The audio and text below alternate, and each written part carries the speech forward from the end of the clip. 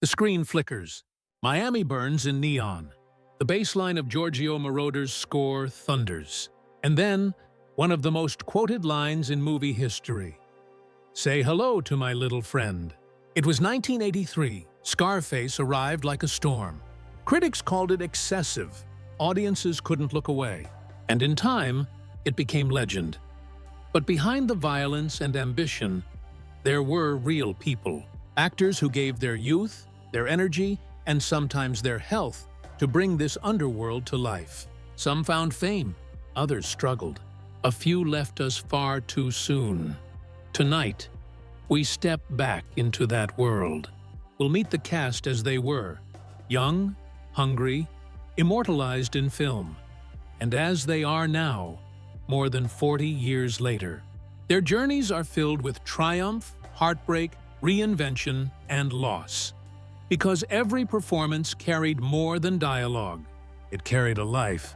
And it all begins with the man who gave us Tony Montana. Al Pacino, Tony Montana. Born April 25, 1940, Al Pacino was 42 when he transformed into Tony Montana. Already acclaimed for The Godfather and Serpico, he poured himself into the role. Pacino studied Cuban immigrants in Miami, working to perfect Tony's accent and swagger. The production wasn't easy. He famously burned his hand on the set's machine gun, but refused to quit. Critics were divided, calling his performance overblown. Yet audiences felt its power. Over time, Tony Montana became more than a character. He became a cultural icon. After Scarface, Pacino starred in Heat, Donnie Brasco, and finally won his Oscar for Scent of a Woman. He never married but raised 3 children, keeping his private life carefully guarded. Today, in 2025, Pacino is 85. His voice, his presence, remain unmistakable. A titan of cinema still standing. But Tony's fire was matched by the icy grace of Michelle Pfeiffer. Michelle Pfeiffer, Elvira Hancock.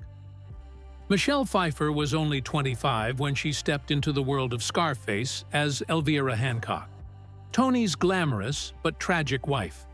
Her casting was doubted at first. Producers feared she lacked weight for the role. But when cameras rolled, she delivered cool detachment and fragility, standing toe-to-toe with Pacino's fury. Her performance changed the course of her career. From there, Pfeiffer rose to Hollywood royalty. She dazzled in Dangerous Liaisons, The Fabulous Baker Boys, and Batman Returns as the unforgettable Catwoman. She earned 3 Oscar nominations, admired for both beauty and craft. Off-screen, Pfeiffer built a quiet life with her husband, TV producer David E. Kelley, raising 2 children away from the spotlight. Now, at 67, she continues to shine in films like French Exit and Marvel's Ant-Man series. Her strength still radiates through every frame. But while Elvira drifted in smoke and sorrow, Stephen Bauer gave the film its heart as Manny. Stephen Bauer, Manny Ribera. Stephen Bauer was born in Havana, Cuba, and was 26 when he played Manny Ribera, Tony's best friend, confidant, and ultimately, victim. Scarface was his breakout, earning him a Golden Globe nomination. Manny's charm and loyalty made his shocking death unforgettable, a betrayal that cut through audiences. Bauer's career surged with films like Thief of Hearts and Running Scared. But life off-screen was more complicated. He faced substance struggles and 4 marriages that ended in divorce. Fame proved turbulent. Still, resilience carried him forward. Bauer found a second wind in television, with acclaimed roles in Breaking Bad and Ray Donovan. In 2025, he is 68, still acting, still remembered by fans as Manny, the loyal friend who met a cruel fate. And Manny's loss leads us to the sister Tony could never protect, Gina Montana. Mary Elizabeth Mastrantonio, Gina Montana. At just 25, Mary Elizabeth Mastrantonio brought innocence and heartbreak to the role of Gina, Tony's younger sister. Her wide-eyed warmth made Gina the fragile heart of the film, and when tragedy struck, it sealed Toni's downfall. For many, her final moments remain among the most haunting of Scarface. The film launched her career. Mastrantonio went on to earn an Oscar nomination for The Color of Money and starred in The Abyss and Robin Hood, Prince of Thieves. But unlike many of her peers, she chose a quieter path. She married director Pat O'Connor and balanced acting with family and stage work. Now, at 66, she still appears occasionally on screen, often in television dramas, but lives largely away from Hollywood's glare. From Gina's fragile tragedy, we shift to Toni's rival and mentor, Frank Lopez, brought to life by Robert Loggia. Robert Loggia, Frank Lopez. Robert Loggia was 53 when he played Frank Lopez, the old-school gangster who first welcomed Toni into his empire. Loggia was already a veteran actor by then, with a career stretching back to the 1950s. His gravelly voice and commanding presence gave Lopez a sense of history, a man clinging to power as Toni rose. After Scarface, Loggia thrived. He earned an Oscar nomination for Jagged Edge, charmed audiences in Big, and stood tall in Independence Day. He worked tirelessly, appearing in dozens of films and television shows across decades. But behind the tough exterior, Loggia led a grounded family life. In his later years, he battled Alzheimer's disease. On December 4, 2015, he passed away peacefully at 85. His loss was deeply felt, but his voice, his authority, still echo through his films. And from Lopez's fall, we meet the man who controlled the empire from afar, Alejandro Sosa. Paul Shenar, Alejandro Sosa. Paul Shenar was 46 when he embodied Alejandro Sosa, the Bolivian drug lord whose calm cruelty shaped Toni's fate. A stage veteran, Shenar co-founded the American Conservatory Theater and voiced powerful roles, including Orson Welles in animation. His talent was immense, his presence chilling, yet Hollywood was less welcoming. As an openly gay man, Shenar faced barriers to stardom. Roles were scarce, even though his skill was undeniable. Tragically, his life was cut short. On October 11, 1989, Paul Shenar passed away from complications of AIDS at just 53. His death reflected a generation of artists lost too soon to the epidemic. Still, in Scarface, his portrayal of Sosa endures, a reminder that sometimes the quietest voice can carry the most menace.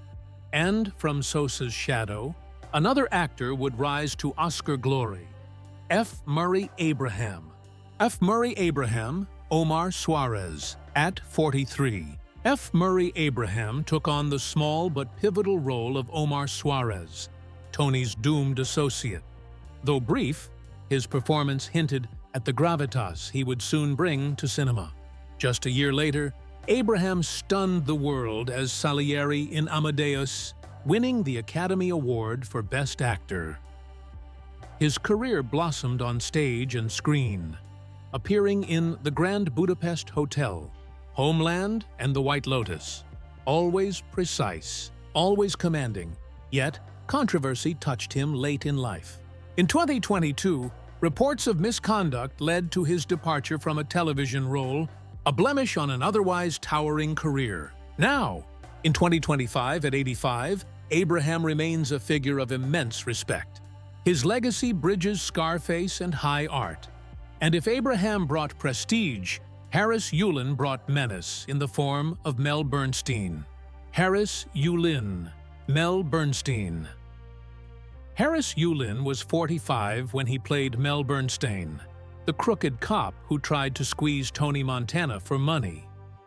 Yulin's sly menace made Bernstein unforgettable, even in a film bursting with outsized personalities. His eyes carried a knowing greed that perfectly matched Miami's corruption. Beyond Scarface, Yulin became one of Hollywood's most reliable character actors. He starred in Ghostbusters 2, So too, clear and present danger, and appeared in countless TV dramas. His gift was subtlety, making small roles feel larger. Today, in 2025, Yulin is 87. Though he has slowed down, he remains respected in Hollywood circles, remembered fondly for his decades of work. Bernstein's fall may have been swift on screen, but Yulin's career has endured, steady, lasting, admired. And with him, we close the circle of Scarface. Scarface was once dismissed as vulgar excess. Today, it is immortal. Each actor, Pacino's fire, Pfeiffer's elegance, Bauer's resilience, Mastrantonio's grace, Loggia's gravitas, Chenard's tragedy, Abraham's prestige, Yulin's menace, left a mark that still lingers. Some are still with us, others are gone, but together they created a myth that outlived its critics. What about you? Did you see Scarface in theaters in 1983 or discover it years later on VHS? Share your memories in the comments below, because legends never truly die. They live on in every reel, every line, every performance. And next time, we'll revisit another cast whose faces defined an era.